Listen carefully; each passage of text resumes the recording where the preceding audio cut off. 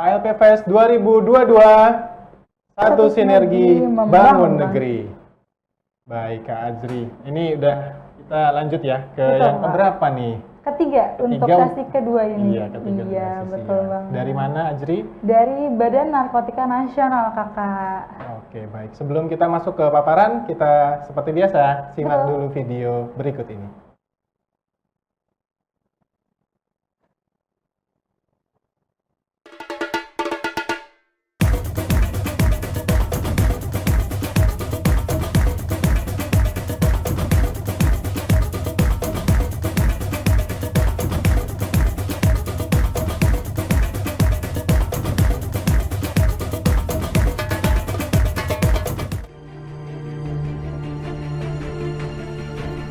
Narkotika sudah menjadi masalah sejak era kolonial Belanda.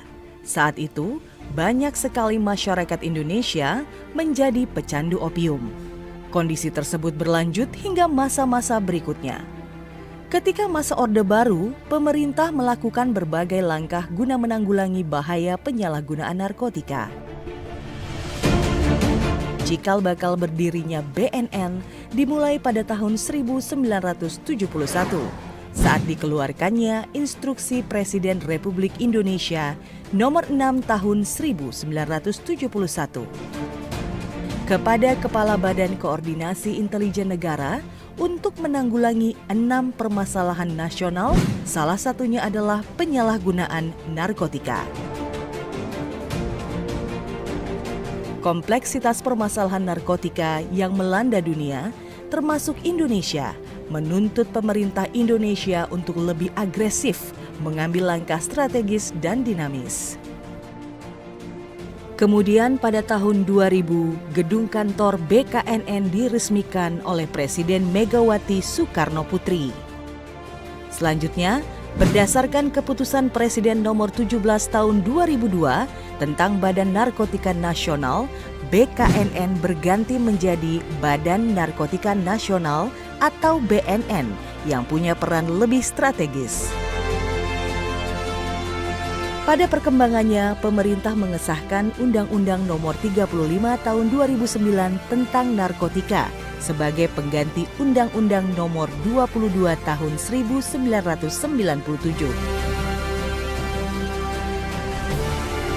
Berdasarkan undang-undang tersebut, BNN diberikan kewenangan penyelidikan dan penyidikan tindak pidana narkotika dan prekursor narkotika.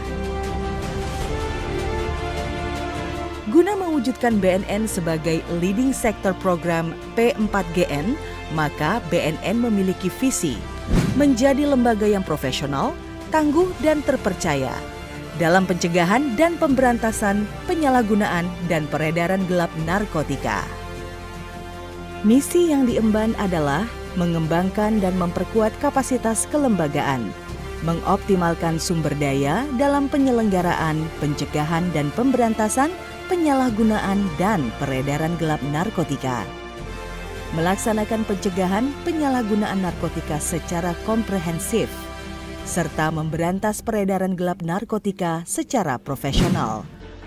Dalam melaksanakan tugasnya, Kepala BNN dibantu oleh Sekretariat Utama, Inspektorat Utama, Kedeputian, dan Pusat-Pusat. Sekretariat Utama merupakan unsur dukungan manajemen berada di bawah dan bertanggung jawab kepada Kepala BNN. Sekretariat Utama dalam tugasnya dibantu oleh Biro Perencanaan, Biro Kepegawaian dan Organisasi, Biro Keuangan, Biro Umum, serta Biro Hubungan Masyarakat dan Protokol.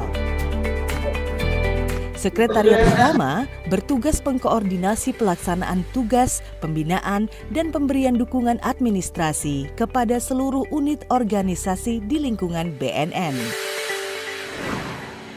Dalam aspek pengawasan, BNN memiliki Inspektorat Utama yang berada di bawah dan bertanggung jawab kepada Kepala BNN. Inspektorat Utama dibagi menjadi 3 wilayah pengawasan serta ditambah dengan Inspektorat Pengawasan dan Pemeriksaan Khusus. Inspektorat Utama bertugas melaksanakan pengawasan internal di lingkungan BNN. Tugas ini memastikan program dan kegiatan BNN dilakukan secara akuntabel. Dalam pelaksanaan tugas teknis P4GN, BNN didukung oleh 5 kedeputian, yakni Deputi Bidang Pencegahan, bertugas menyusun dan melaksanakan kebijakan nasional dan kebijakan teknis P4GN di bidang pencegahan. Dalam pencegahan primer, Deputi Bidang Pencegahan melakukan upaya pencegahan dengan penyebaran informasi dan edukasi bahaya penyalahgunaan narkotika kepada masyarakat serta melakukan upaya advokasi kepada stakeholder guna mendukung kebijakan P4GN. Masih dalam langkah yang sama, BNN memiliki Deputi Bidang Pemberdayaan Masyarakat yang meliputi Direktorat Peran Serta Masyarakat dan Direktorat Pemberdayaan Alternatif. Deputi Bidang Pemberdayaan Masyarakat bertugas menyusun dan melaksanakan kebijakan nasional dan kebijakan teknis P4GN di bidang pemberdayaan masyarakat. Salah satunya program Grand Design of Alternative Development di 3 titik pilot project yaitu Aceh Besar, Biren, dan Gayo Lues.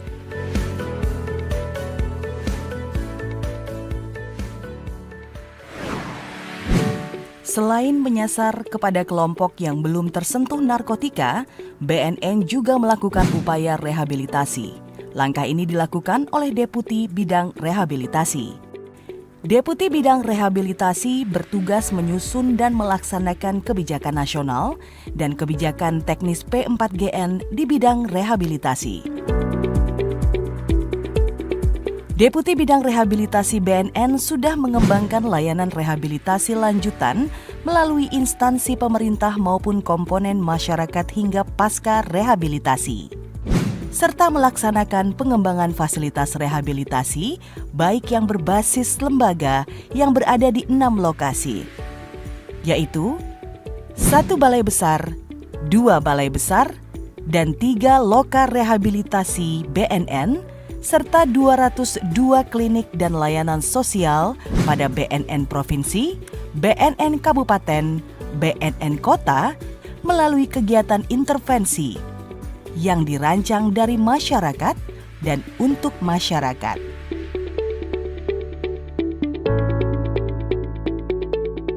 Yang kesemuanya berorientasi pada pemulihan para pecandu, penyalahguna, dan korban penyalahgunaan narkotika. Dalam pengungkapan dan pemutusan jaringan peredaran gelap narkotika, BNN memiliki Deputi Bidang Pemberantasan. Deputi ini terdiri dari 7 direktorat, dari mulai yang menangani narkotika, psikotropika dan prekursor, intelijen, tindak pidana pencucian uang, interdiksi, penindakan dan pengejaran serta pengawasan tahanan dan barang bukti. Deputi Bidang Pemberantasan bertugas melaksanakan P4GN di bidang pemberantasan, mulai dari menyusun kebijakan, penyelidikan dan penyidikan, pengawasan dan pemusnahan barang bukti, serta pemutusan jaringan kejahatan narkotika. Dalam tugas-tugas pemberantasan di lapangan, terkait pendeteksian penyelundupan narkotika, Deputi Pemberantasan memiliki unit K9. Unit Deteksi K9 merupakan pasukan anjing pelacak yang bertugas membantu BNN dalam mengungkap tindak pidana narkoba. Agar penanggulangan masalah narkoba semakin optimal, BNN menjalin kerjasama dengan sejumlah pihak yang memiliki tugas dan fungsi yang strategis untuk mendukung gerakan P4GN.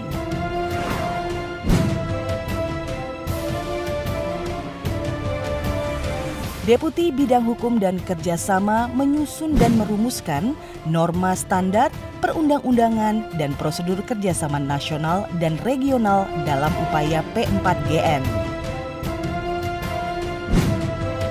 Kelima deputi bekerja dalam satu kesatuan dan saling bersinergi dalam pelaksanaan P4GN.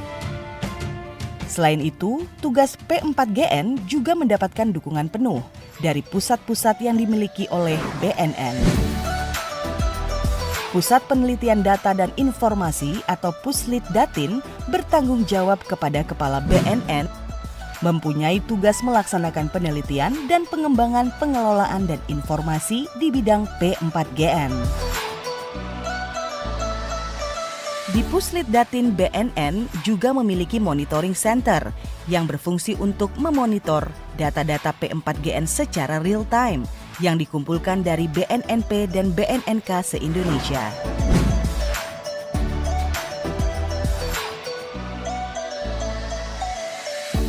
Dalam upaya peningkatan sumber daya manusia, BNN memiliki Pusat Pengembangan Sumber Daya Manusia BNN yang mempunyai tugas melaksanakan penyusunan rencana, pelaksanaan, dan pengendalian program pengembangan kompetensi sumber daya manusia di bidang P4GN.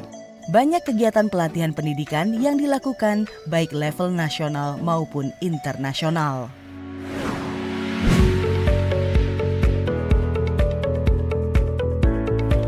Sebagai pendukung dalam uji narkotika yang berstandar internasional, BNN memiliki pusat laboratorium uji narkotika dan dibantu oleh 2 balai laboratorium narkotika di Badoka, Makassar dan Deli Serdang, Sumatera Utara. Pusat dan balai laboratorium tersebut merupakan rujukan serta acuan dalam uji narkotika secara nasional. Pusat Laboratorium Narkotika mempunyai tugas melaksanakan pengujian laboratorium, penelitian dan penjaminan mutu, serta pembinaan laboratorium narkotika dan prekursor narkotika. Pusat ini didukung oleh tenaga kompeten dan profesional di bidangnya.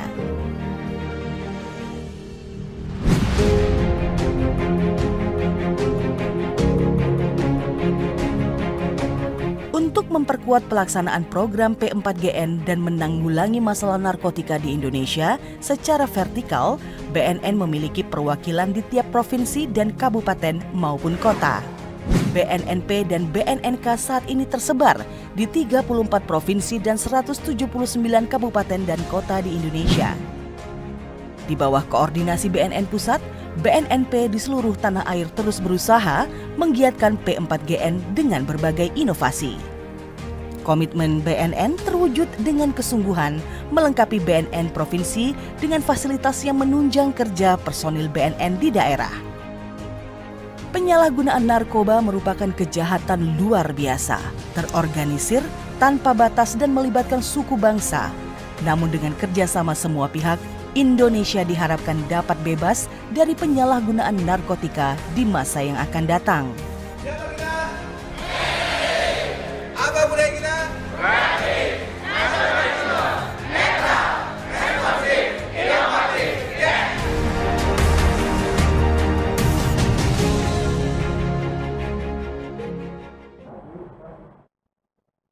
Baik, saat ini sudah bergabung bersama kita narasumber dari Badan Narkotika Nasional, Bapak Ghazali Ahmad SIK MH, selaku Kepala Bagian Perencanaan dan Administrasi Kepegawaian, Biro SDM Aparatur dan Organisasi, Sekretariat Utama BNN.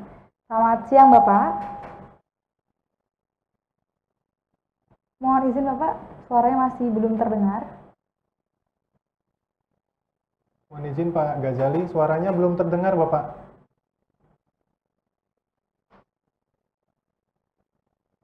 Izin Bapak. Ya, sudah. Sekarang sudah dengar Bapak. Baik, Bagaimana? selamat siang Bapak. Selamat siang. Apa kabar Bapak? Baik? Baik, alhamdulillah. Baik. Alhamdulillah. Baik Pak Ghazali, langsung saja kami silakan untuk menyampaikan paparannya. Bismillahirrahmanirrahim. Assalamualaikum warahmatullahi wabarakatuh. Yang saya hormati segenap panitia STAN yang melaksanakan kegiatan ini dan juga seluruh peserta dari STAN, adik-adik sekalian yang kami banggakan. Pada kesempatan yang baik ini, izinkan kami menyampaikan beberapa hal tentang Badan Narkotika Nasional. Seperti kata pepatah, tak kenal maka tak sayang. Kalau tak sayang, nanti nggak akan nyampe undangan untuk makan siang. Lanjut, mohon izin kami mewakili Bapak Karo SDM, Bapak Heri Mariadi. Kesempatan ini beliau masih ada kegiatan yang tidak bisa diwakili. Lanjut, untuk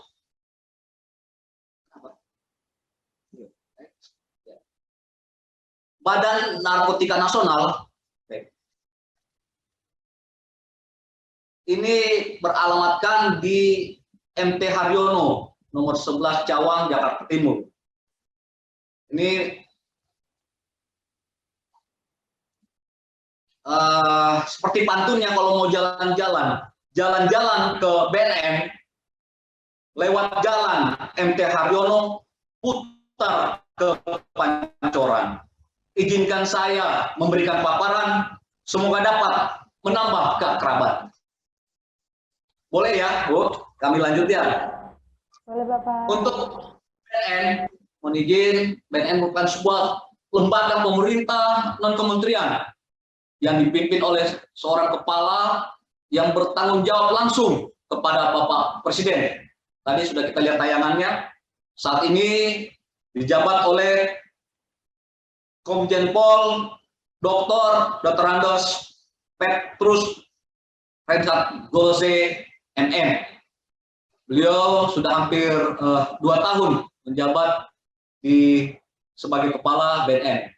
Adapun tugas Badan Narkotika Nasional, seperti kita ketahui, yaitu melaksanakan program P4GN, yaitu melaksanakan tugas pemerintahan di bidang pencegahan, pemberantasan, penyalahgunaan, dan peredaran gelap narkotika, psikotropika, prekursor, dan bahan aktif lainnya, kecuali bahan aktif untuk tembakau dan alkohol.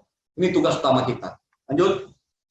Visi dan misi, tadi sudah ditanyakan dalam video, visi kita itu menjadi lembaga yang profesional, tangguh, dan terpercaya dalam pencegahan dan pemberantasan penyalahgunaan dan peredaran gelap narkotika.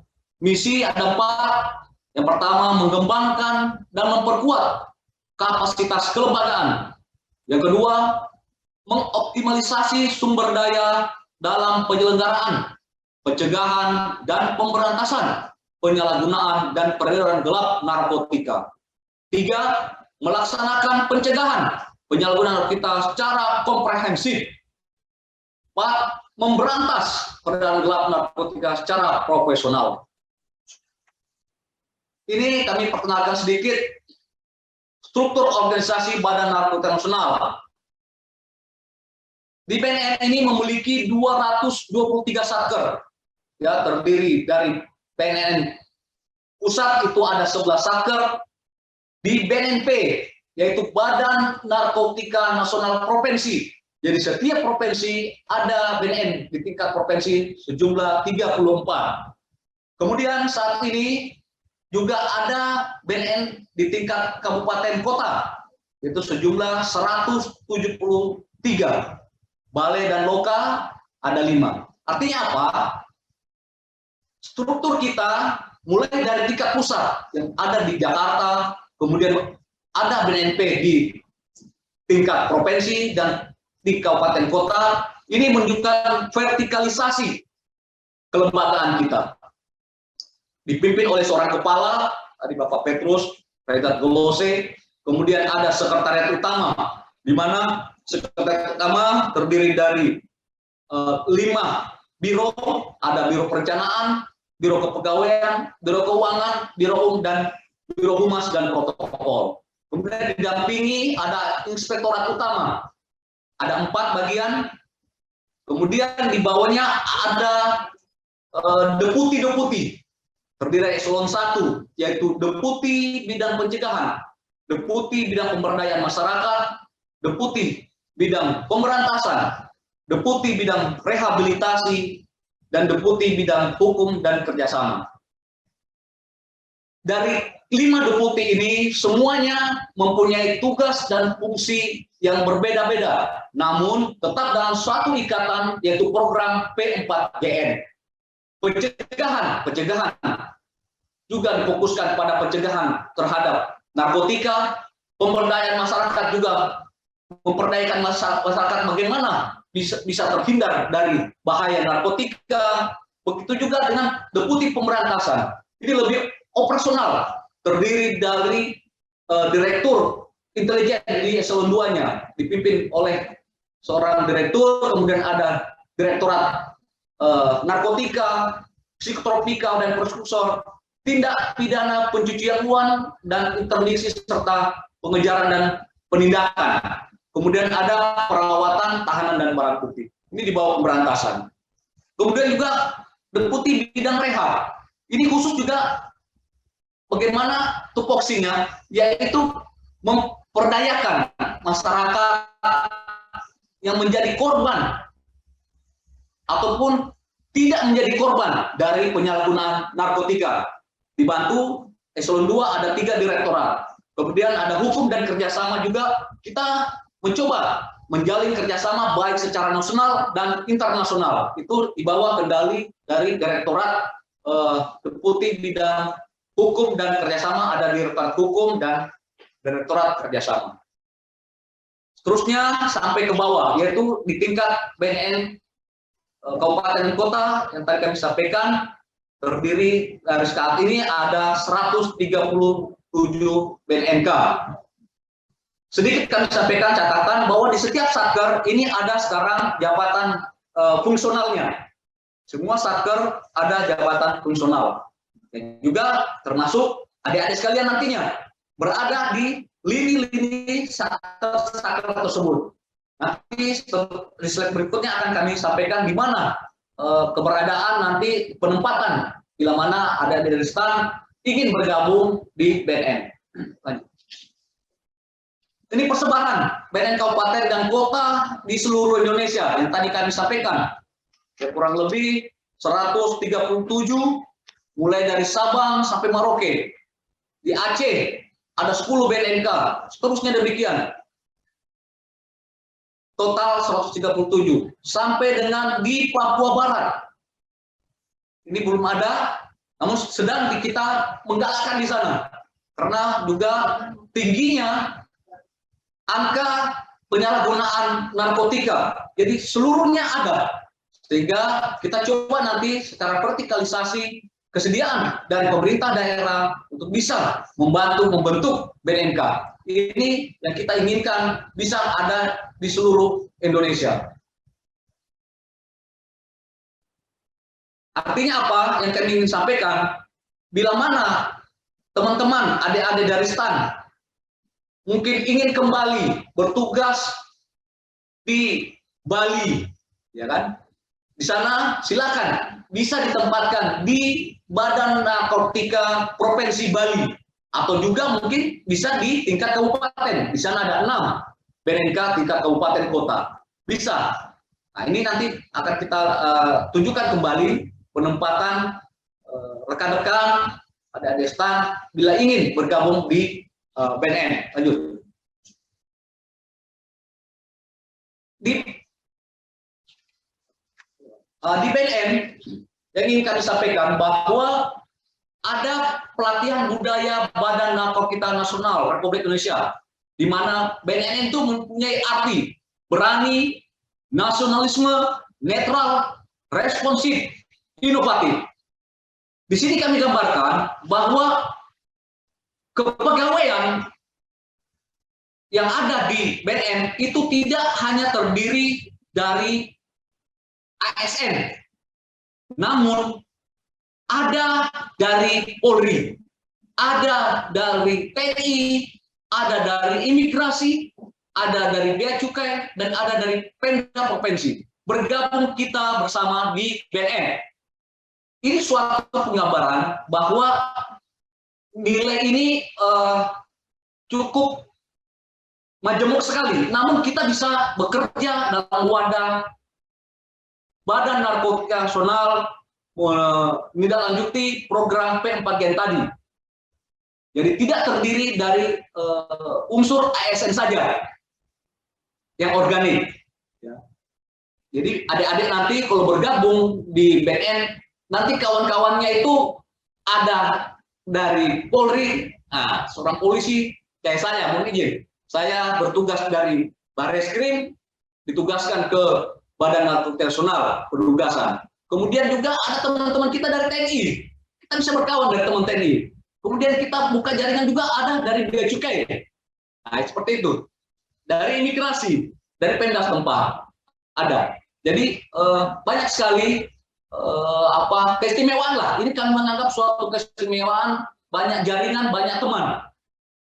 Tidak, mohon maaf, tidak mengecilkan suatu instansi lain, tidak. Namun ya ini yang terdapat, yang kami rasakan di BNN ini banyak sekali pegawai kita dari berbagai lapisan instansi yang bergabung di BNN.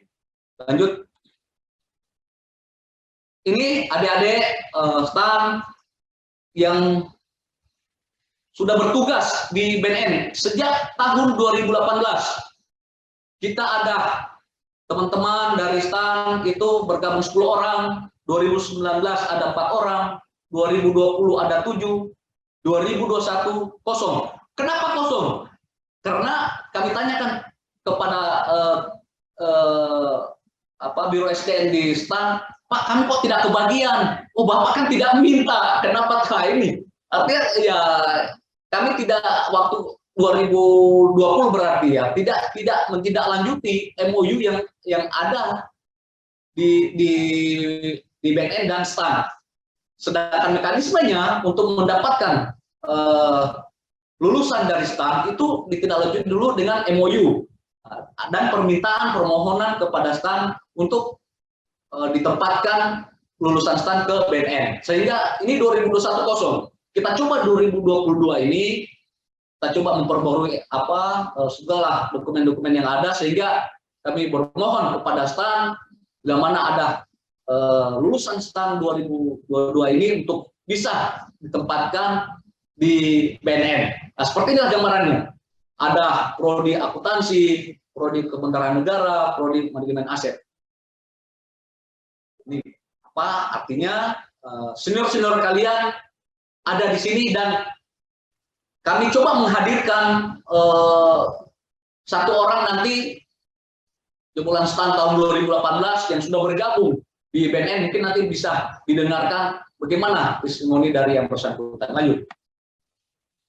Ini kebutuhan PKN STAN 2022 bahwa jabatan profesional perantara keuangan APBN terampil membutuhkan 348 orang, cukup banyak BNN yang membutuhkan.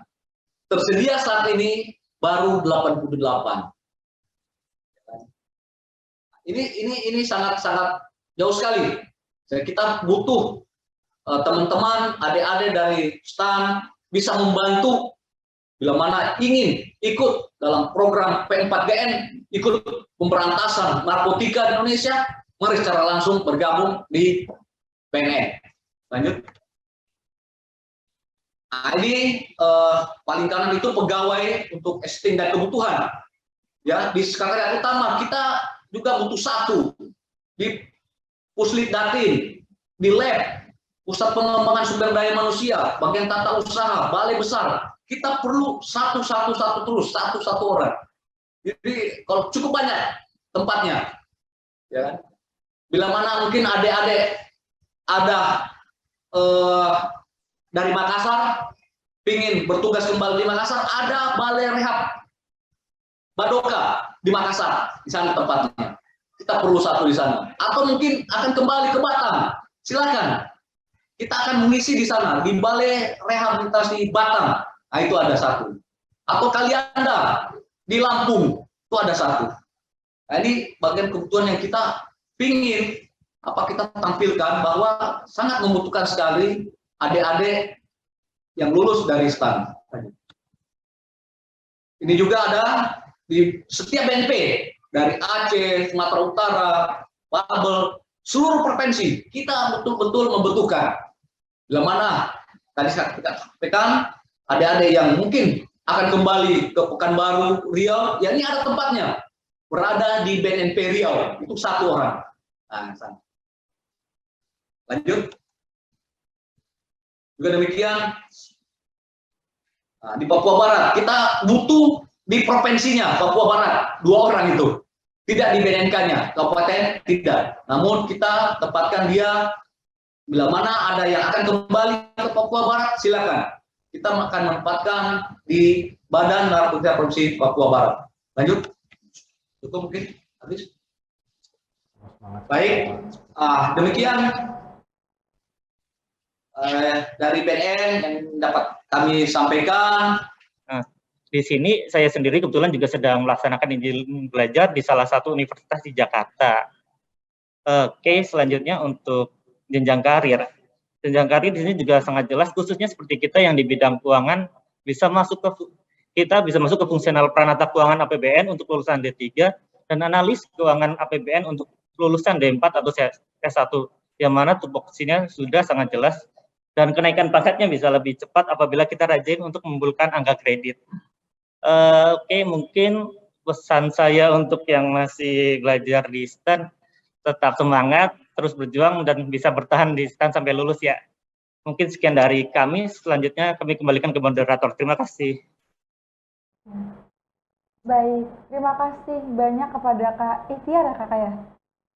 Iya, yang telah memberikan testimoninya. Jadi teman-teman yang ingin masuk BNN nanti nggak perlu khawatir karena untuk melanjutkan pendidikan itu gampang sekali dan justru difasilitasi ya Kak. Betul sekali. Mungkin ini sudah menjawab, mungkin ada pertanyaan Iya, dari betul. teman-teman tadi gitu ya. Iya. Ini udah dijelaskan nih oleh Kak Ikhtiar gitu ya. Oke. Tapi tetap kita buka kembali Ajri ya. Boleh, Kakak. Jika dari teman-teman masih ada yang ingin ditanyakan, ini sepertinya ada ya. Ya, ada yang sudah raise hand nih Kakak. Dari Kak Dian Hasbiah Putri. Silakan kami undang Kak Dian untuk menyampaikan. Stop itu. Stop. Kak Dian Hasbiah Putri, kami silakan untuk menyampaikan pertanyaannya secara langsung. Kami silakan untuk orang juga ya. Halo Kak Dian. Apakah suara saya sudah terdengar? Dengar Ya, Kak. terdengar Kak. Silakan. Tadi kan kakaknya sempat bahas terkait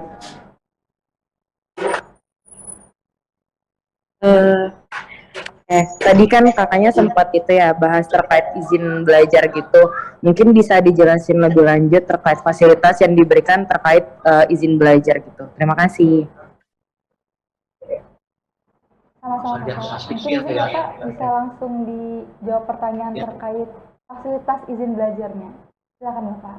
Langsung sama Mas Ikhtiar yang langsung pelakunya. Oke, ternyata jawabannya akan dijawab langsung oleh Mas Ikhtiar. Silakan Kakak. Ya, untuk saya pribadi untuk izin belajar tuh kita sebenarnya harus menjalani tugas dulu selama dari CMS itu 2 tahun baru bisa mengajukan izin belajar. Untuk izin belajar itu kita biaya sendiri ya sebenarnya. Yang untuk dibiayain itu untuk tugas belajar. Ya, terus seperti saya itu untuk kuliahnya dari setelah pulang kerja dari jam 7 sampai itu. Pokoknya di hari Senin sampai Sabtu. Untuk Sabtu Minggu tuh sebenarnya nggak boleh untuk kuliah karena tidak dihitung masuk ke syarat izin belajar itu. Mungkin seperti itu sih. Bagaimana tadi Kak Dian? Halo Kak Dian, apakah sudah? Iya, sudah terjawab Kak. Terima kasih. Baik. Baik. Terima kasih juga Kak Ikhtiar ya sudah jawab. Ya, sepertinya sesi tanya jawab kita cukupkan ya Kak ya. Iya, baik Ajri. Selanjutnya kami mempersilakan Bapak untuk memberikan sepatah 2 patah kata sebagai closing statement nih Bapak. Kami silakan Bapak. Iya, Pak Gaza. Ya, baik. Dari kami di BNN, kami mengharapkan sekali teman-teman, adik-adik lulus dari STAN, mari bergabung di BNN dalam rangka kita mengabdi kepada bangsa dan negara, mencegah peredaran gelap narkotika. Mari berjuang bersama di BNN sesuai dengan tagline dari Bapak Kepala BNN RI, Bapak Petrus, War on Drug. Mari kita perang melawan narkotika. Terima kasih. Baik Pak Ghazali, sekali lagi kami ucapkan terima kasih Bapak atas paparan, jawaban, dan tentu saja kesediaan dari Bapak untuk mengikuti acara KLPFS ini. War on drugs ya Pak ya? Wah cukup semangat sekali Pak Ghazali ini. Luar biasa ya kakak ya. Terima Iya, kasih Bapak. Sekali lagi terima kasih Bapak. Oke, untuk sesi BNN ini sudah berakhir kakak. Selanjutnya kita akan kedatangan narasumber kita dari Pemkot Semarang. Oh, di Pemkot Semarang ya. Ya. Tentu saja setelah break berikut ini.